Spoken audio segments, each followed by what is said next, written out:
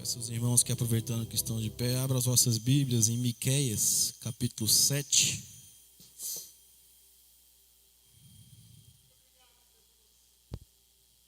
Miqueias, capítulo 7. Vamos ler do verso 1 ao verso 7, e depois lemos os 18, 19 e 20, para não tomar muito tempo dos irmãos. Ai de mim, porque estou como quando são colhidas as frutas do verão. Como os rabiscos da vindima, não há cacho de uva para comer, nem figos temporãos que a minha alma desejou. Pereceu o benigno da terra, e não há entre os homens um que seja reto. Todos armam ciladas para o sangue, caça cada um a seu irmão com uma rede. As suas mãos fazem diligentemente o mal. O príncipe inquire, e o juiz se apressa à recompensa, e o grande fala da corrupção da sua alma, e assim todos eles são perturbadores. O melhor deles é como um espinho, o mais reto é pior do que o espinhal. Veio o dia dos teus vigias, veio a tua visitação, agora será a sua confusão. Não creiais no amigo, nem confieis no vosso guia. Daquela que repousa no teu seio, guarda as portas da tua boca. Porque o filho despreza o pai, a filha se levanta contra a sua mãe, a nora contra a sua sogra. Os inimigos do homem são os da sua própria casa. Eu, porém, esperarei no Senhor. Esperei no Deus da minha salvação. O Deus me ouvirá. 18, 19 e 20. Quem, ó Deus, é semelhante a ti, que perdoas a iniquidade, que te esqueces da rebelião do restante da tua herança? O Senhor não retém a sua ira para sempre, porque tem prazer na benignidade. Tornará a piedade de nós, subjugará as nossas iniquidades e lançará todos os nossos pecados nas profundezas do mar. Darás a Jacó a fidelidade e a Abraão a benignidade que juraste a nossos pais desde os dias antigos. Senhor, meu Deus e meu Pai, mais uma vez estou na Tua presença, te agradecendo, Deus, por mais esse dia que o Senhor nos concedeu. Obrigado, Deus, por estar aqui conosco. Fale ao nosso coração, Senhor, nos ajude, Deus, a entender mais sobre a Tua palavra. Nos ajude, Deus, a sair daqui confiando no Senhor, tendo esperança no Senhor. Eu te peço e te agradeço em nome de Jesus Cristo. Amém. Poder assentar, irmãos?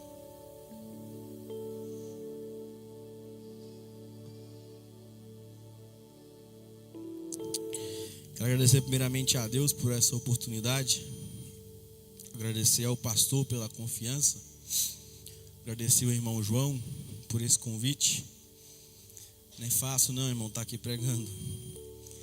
Como eu sempre digo, é mais fácil estar ali, tocando, cantando. Não é que é mais fácil, é que a gente faz há mais tempo, então se torna mais leve a carga. Mas amém por isso. Estamos aqui sempre para fazer a vontade de Deus.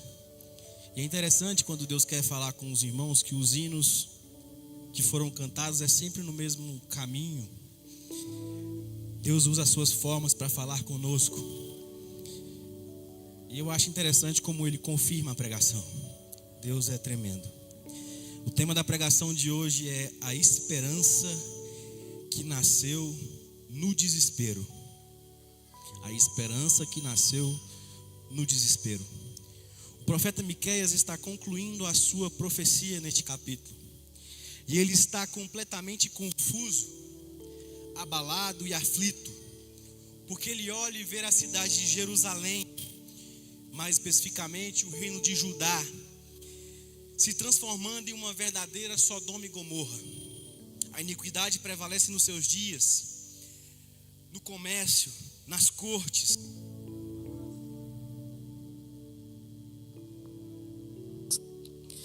nas transações, em tudo, e principalmente na família.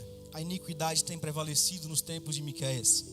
E diante disso ele vai, nessa última profecia dele, mostrar o seu desespero e também mostrar a sua esperança. Vejamos em primeiro lugar, o desespero do profeta Miqueias é tão grande que olha a sua condição. O seu povo ele olha para o seu povo e vê que a moral daquele povo, a forma espiritual que ele estava levando as coisas, não era como condiz. E então a sua alma dá um gemido tanto de desespero, que ele diz da seguinte maneira: ai de mim, versículo 1. Esse é um ai de dor, é como se fosse um gemido da alma, que ele está olhando o seu povo, a sua cidade, a sua nação, os seus irmãos, e está vendo que o mal está imperando, que a maldade tem crescido todos os dias, e ele faz parte dessa nação, e ele é membro dessa nação, ele está inserido dentro dessa nação, e ele está dando ali um ai de dor, dentro da sua alma em relação àquelas circunstâncias, como que ele olha para si mesmo, ele olha para a sua nação e diz: Deus, como, ai de mim, Senhor, porque eu estou como são colhidas as frutas do verão, como os rabiscos da vindima, Senhor. É como se ele estivesse falando: olha para mim perante essa tremenda situação. É como se fosse uma lavoura que acabou de ser apanhada. Pense você, meu irmão, em um pomar maduro, cujas frutas acabaram de ser apanhadas, todas foram colhidas. Pense em uma parreira que todos os cachos delas foram tirados, não sobrou mais nada. Ele está dizendo: eu olho para a minha nação e sinto a mesma realidade. Não tem mais justiça, não tem mais misericórdia, não tem mais piedade do meu povo, não existe uma virtude sequer desse povo. Meu povo é exatamente como essa lavoura, que acabou de ser toda colhida. Ou seja, você não encontra mais nada lá, você não encontra nem sequer um cacho de uva, para você sentir o sabor. Ou seja, tudo acabou, a minha nação se acabou. Se a gente perceber a degradação generalizada do povo, vai se destacar por alguns aspectos. Vejamos o verso 2.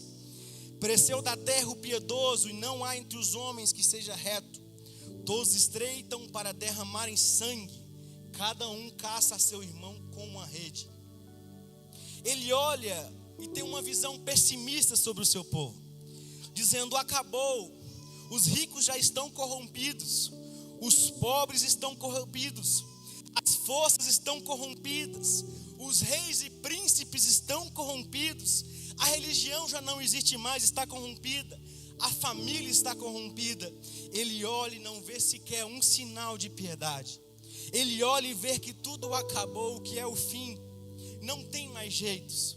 Reis, juízes, sacerdotes, profetas, ricos ou pobres, o povo, todo mundo estava debaixo de uma decadência moral sem precedente algum. Depois ele vai olhar no verso 3 a corrupção generalizada da liderança. Se a gente observar bem, a gente vai ver que nunca vimos um quadro tão atual, né, meus irmãos, como os dias atuais. Um quadro tão que nos dá um diagnóstico tão preciso sobre a nossa nação brasileira. Como a gente vê nesse verso 3, as suas mãos estão sobre o mal e o fazem diligentemente. O príncipe exige condenação, o juiz aceita suborno, o grande fala dos maus desejos da sua alma, e assim todos eles juntamente urdem a trama. A gente percebe que há um conluio dos poderes para praticar o mal. E é curioso que o crime às vezes é chamado de organizado, porque assim as pessoas planejam fazer o mal, as pessoas têm um plano na sua agenda para fazer o mal, elas têm um método, um propósito, e elas fazem isso refletindo, pensando e diligentemente. Mas o problema é que tudo está domesticado. Olha só, o poder executivo, o príncipe exige condenação, o poder judiciário, o juiz, ele aceita suborno. O grande, aquele que detém o superpoder econômico, fala dos maus desejos da sua alma, e assim todos eles juntamente urdem a sua trama. É o Estado que está todo aparelhado para uma grande violência, para uma corrupção degeneralizada, para uma roubalheira, para a falta de compromisso com a moral e a ética. Os réus não têm a mínima chance, porque eles são injustiçados. Eles não têm a mínima esperança no tribunal. Os governantes não governam para o povo, muito atual essa palavra, e sim para explorar o povo. Mas as cortes não é a justiça que prevalece, e sim o suborno que determina qual será a sentença. Quando a gente chega no verso 4, o profeta faz uma definição clara da degradação humana generalizada, da liderança. Quando ele diz: o melhor deles é como um espinheiro, ele está falando dos príncipes, juízes e autoridades daquela época. Pensa comigo, ser comparado a um espinheiro, meu irmão. Você pisa, machuca. Você encosta, machuca. Se você arrancar, machuca. Você também machuca de qualquer forma que você triscar naquele espinheiro. E ele diz ainda mais, confira no versículo 4: o mais reto é pior do que uma cerca de espinho. Não poderia, para um profeta que é da região rural, como ele era, uma cidade pequena, ele não encontra nenhuma figura melhor do que essa para poder comparar, para poder definir a sua liderança. As nossas lideranças são como espinheiros, e o mais justo, o melhor deles é uma cerca de espinhos. Ou seja, eles estavam encurralados, não havia esperança para aquele povo. Quando a sua liderança se corrompe, o povo é um reflexo da sua liderança. Se a liderança se corrompeu, o povo também vai se corromper.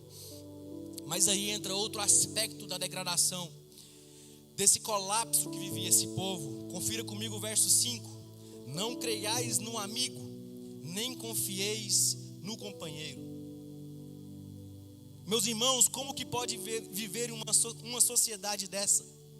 Não se pode confiar nem em um amigo, nem no seu companheiro você pode confiar. Não pode confiar em ninguém que está ao seu redor. Aquele que diz que é seu amigo está mentindo.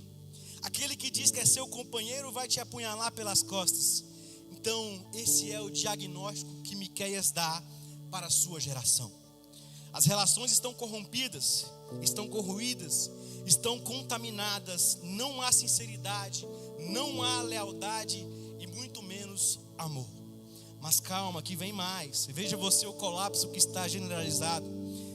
Os familiares, nas relações familiares, verso 5b diz: guarda a porta de tua boca, aquela que reclina sobre o teu peito. Ele está dizendo: guarda a porta da tua boca para a tua própria mulher. O marido não pode confiar na sua esposa. A esposa não é confiável. Então a gente percebe que a contaminação chegou até dentro da própria casa, até dentro da sua família. A família que deve ser essa reserva moral já se corrompeu, a ponto que o casamento está um colapso total. O que mais vai sobrar? Vejamos então o verso 6. Ele aprofunda ainda mais essa crise familiar. Porque o filho despreza o pai, a filha levanta contra a mãe, a nora contra a sogra. Os inimigos do homem são da sua própria casa. Então a nação está corrompida nas cortes, no parlamento, no comércio, nas transações comerciais, nas amizades e, pior de tudo, dentro de casa. Ou seja, ele vê um colapso total naquela geração. Esse é um desespero de um profeta, quando ele olha e tem um diagnóstico preciso da sua nação. A gente vê sinais assim como no nosso país, meu irmão. A gente vê isso na nossa sociedade hoje em dia. A gente vê essas coisas que Miqueias via acontecendo hoje em dia. Parece até que Miqueias é um jornalista dos mais informados da nossa geração. Aqui no nosso país, nos nossos dias, parece que ele está antenado em tudo e está descrevendo os nossos dias, mas não. Ele está apenas descrevendo Judá. Ele está apenas descrevendo a igreja. Ele está descrevendo no nosso coração os dias atuais. Aí a gente percebe uma mudança no texto, porque aí vem um ponto, que o segundo ponto do profeta, que é a confiança dele. Vejamos do verso 7 ao 13. Ele olha para a sua nação, fica desesperado, mas quando ele muda o olhar, ele para de olhar para baixo e olha para Deus, aí ele encontra a esperança. Vamos ver então o que ele fez depois desse diagnóstico sombrio.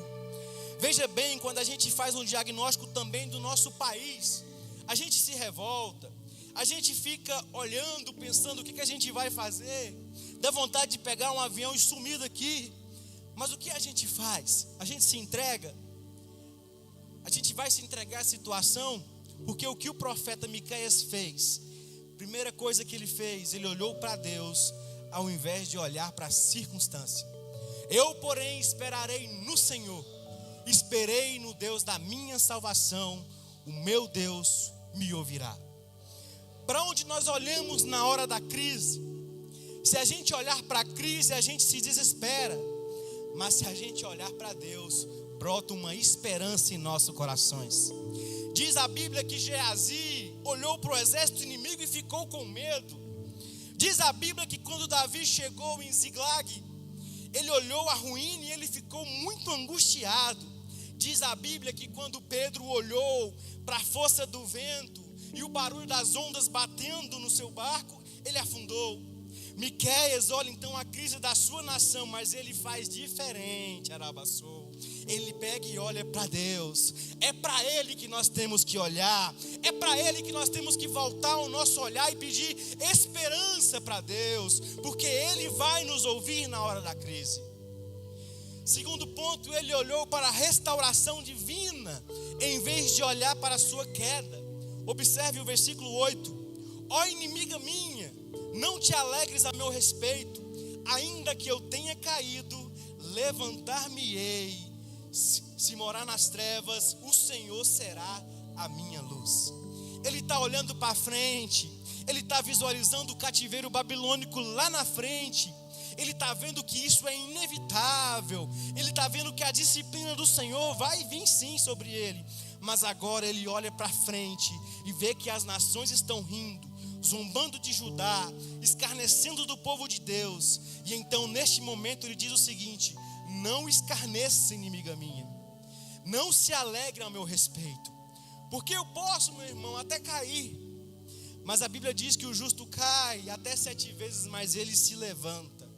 Olha para mim, se você é filho de Deus, se você é crente, mesmo que os seus pés tenham se desviado, mesmo que você tenha caído, mesmo que você tenha escorregado, você pode até estar recebendo uma disciplina de Deus, mas Deus vai te colocar de pé, Deus vai restaurar a sua fé. Resta para o povo de Deus a restauração.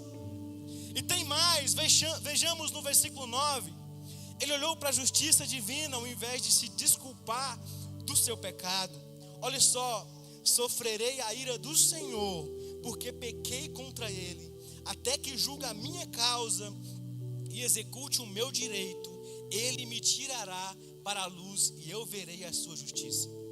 Ele está dizendo: Deus, eu pequei, eu sei, eu serei disciplinado, eu serei punido, mas agora eu olharei para o Deus da minha salvação, porque Ele vai me cobrir de justiça, Ele vai vir e me dar a luz novamente, Ele vai me renovar, Ele vai me restaurar, Ele vai me cobrir com a sua justiça. Eu serei restaurado por Deus. Miqueias sabia que tinha pecado, mas a fé dele em Deus era que Deus iria restaurar o seu povo. Uma coisa que me chama a atenção, preste atenção, é no versículo 9. Ele diz que pecou contra Deus. Mas se a gente ler o livro todo, iremos ver que teve injustiça nos tribunais, que houve aparelhamento do Estado para saquear o pobre, as cortes estavam dando sentenças por suborno, os profetas estavam pregando por dinheiro, os sacerdotes aceitavam suborno para fazer o trabalho deles. Mas quando se trata de aliviar o pecado, todo pecado que é cometido contra o próximo é praticado sobretudo contra Deus. Deus vai fazer justiça para aqueles que pegam o seu povo e fazem o seu povo escarnecer. Deus vai fazer justiça. Foi isso que Davi sentiu quando disse: Deus, contra ti pequei.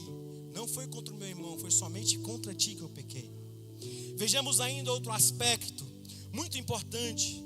Ele olhou para o julgamento de Deus sobre os inimigos, ao invés de viver uma vida achatada pelas suas afrontas. Confira comigo o versículo 10.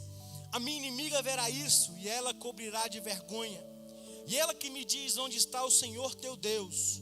Os meus olhos a contemplarão, agora será pisado aos pés como as lamas da rua. Aqui ele está dizendo o seguinte: o mundo nos ataca, o mundo vai nos afrontar, o mundo vai nos humilhar, meu irmão. O mundo vai afrontar a igreja, mas se a gente colocar ouvido nisso, a gente se deprime, a gente se entristece. é hora de levantarmos os nossos olhos e vermos o julgamento de Deus sobre os nossos inimigos. Os inimigos da igreja vão perecer na mão de Deus. E saber que todos que se rebelam contra Deus, contra a igreja do Senhor, serão por Deus tratados.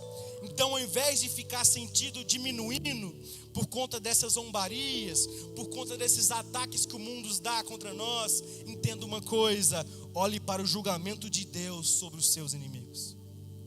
Vejamos mais o versículo de 11 a 13. Ele olhou para a prosperidade permanente do seu povo, ao invés de olhar para a desolação temporária do seu povo.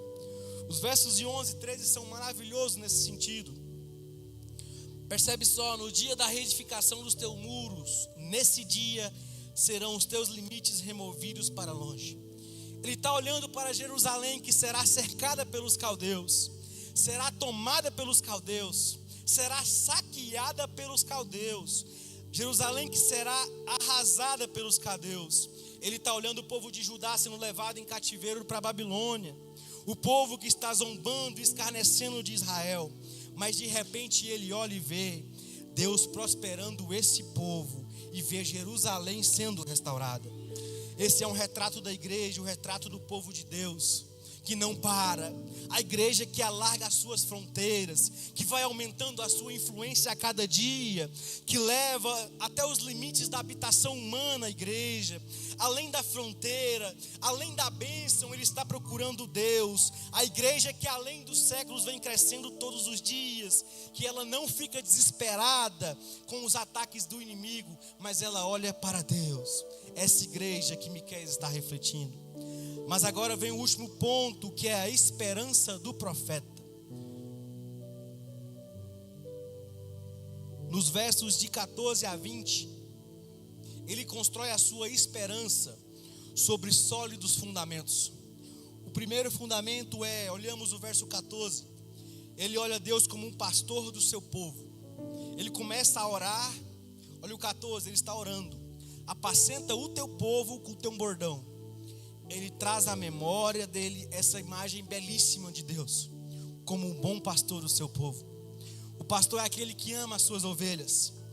Como o pastor pregou na terça, que as ovelhas conhecem o seu pastor, mas é porque o pastor ama e sabe cuidar delas. Por isso que as ovelhas conhecem o seu pastor. Mesmo quando a ovelha se rebela e se afasta, que se perde, o pastor vai atrás dela, volta, cuida dela novamente. Ele está pedindo para Deus: Deus, apacenta o teu povo. Observe que quando ele vai falar de apacentar, ele vai perguntar como Deus vai apacentar o seu povo. Com a sua vara. A vara é um instrumento de extrema importância na mão do pastor. Ela serve para guiar a ovelha, ela serve para disciplinar a ovelha. Deus pega a vara para guiar a igreja, Deus pega a vara para disciplinar a igreja. Deus pega a vara para disciplinar aquele que foge do caminho, para ele poder retornar. Miqueias então está dizendo para Deus: Deus, apacenta o teu povo com a tua vara. Mas por que Deus deve pastorear? Observe bem no verso 14: apacenta o teu povo com o teu bordão, o rebanho da tua herança. Ou seja, nós somos a herança do Senhor. Somos propriedades exclusivas de Deus. Nós somos a menina dos olhos do Senhor. Nós somos tesouro de Deus. Nós somos filhos de Deus. Deus nos ama, meu irmão. Mesmo quando a gente peca, mesmo quando a gente transgride, mesmo quando a gente cai, nós não deixamos de ser povo de Deus. Louvado seja o nome do Senhor por isso. A sua misericórdia se estende para nós.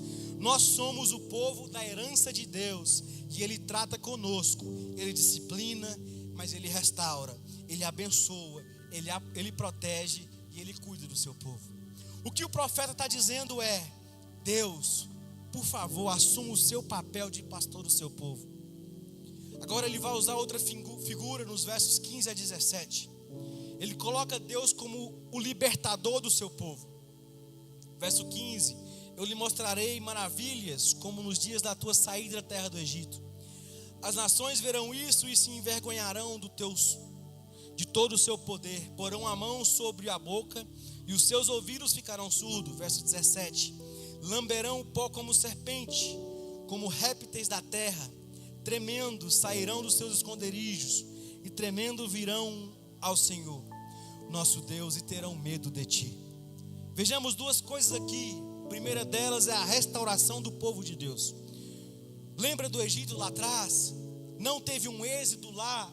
Não foi a mão poderosa de Deus que tirou o povo do Egito e guiou o povo.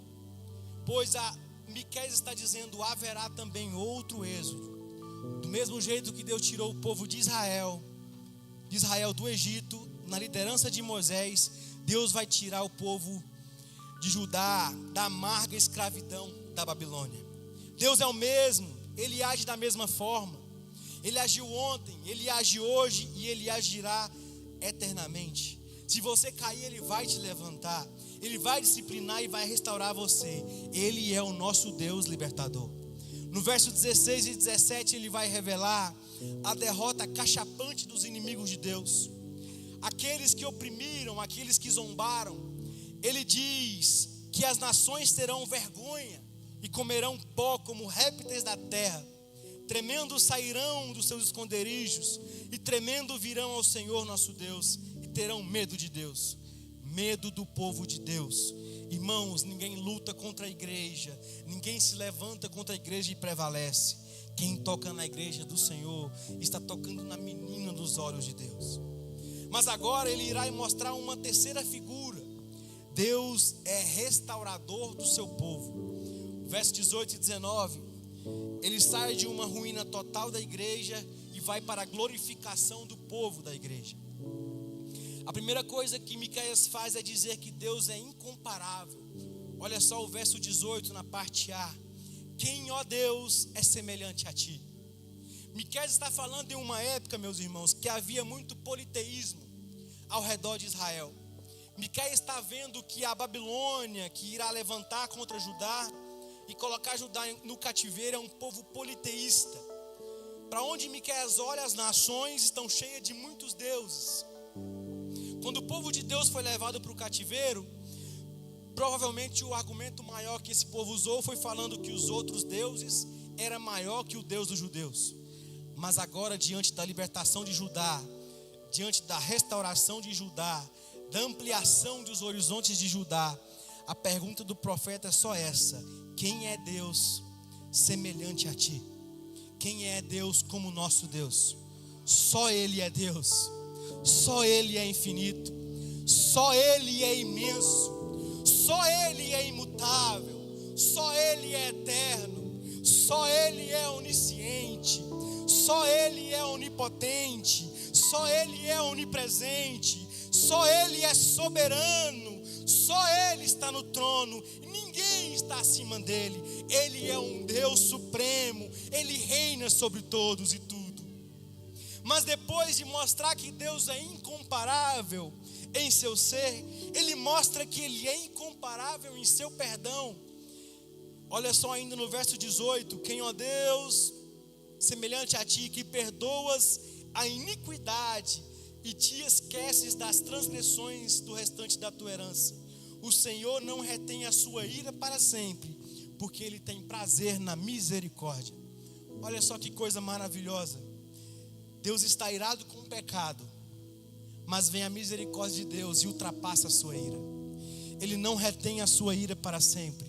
Ele pega os nossos pecados, diz o texto, e joga nas profundezas do mar. Na linguagem bíblica, Deus faz do nosso pecado como a névoa que se desfaz.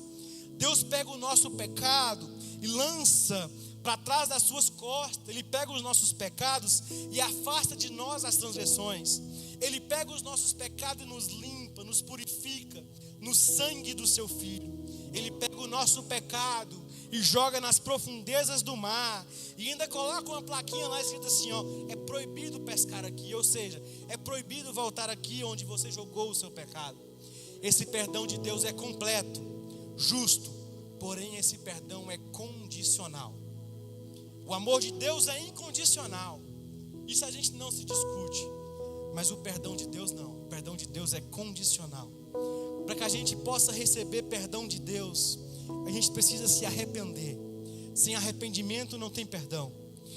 A Bíblia diz que se confessarmos os nossos pecados, Ele é fiel e justo para perdoar os nossos pecados e nos purificar de toda injustiça.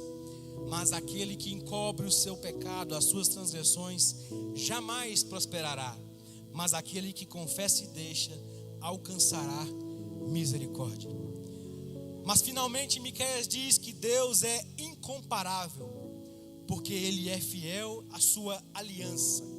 Olhamos o verso 20, quando diz assim: mostrarás a Jacó a fidelidade e a Abraão a misericórdia, a quais jurastes aos nossos pais desde os dias antigos. Se existe uma doutrina gloriosa, meu irmão, essa doutrina, a doutrina da aliança que Deus fez, a gloriosa aliança de Deus com Abraão, uma aliança que é eterna, que Ele será para sempre o Deus de Abraão e o Deus dos seus filhos. Por todas as gerações vindouras, Ele será o Deus dos seus filhos. Nós somos os filhos de Abraão. Nós que cremos em Jesus, e Deus nos perdoou, lembrando lá atrás da aliança que Ele tinha com Abraão, porque Ele é fiel a essa aliança.